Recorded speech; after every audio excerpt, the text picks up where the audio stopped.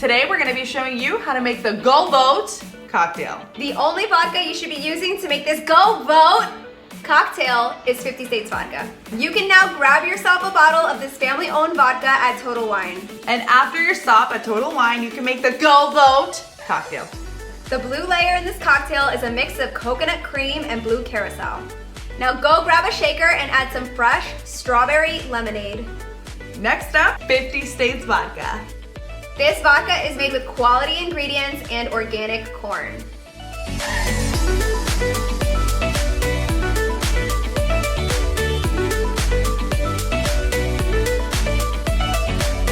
Fifty States takes pride in bringing people together. Cheers to that.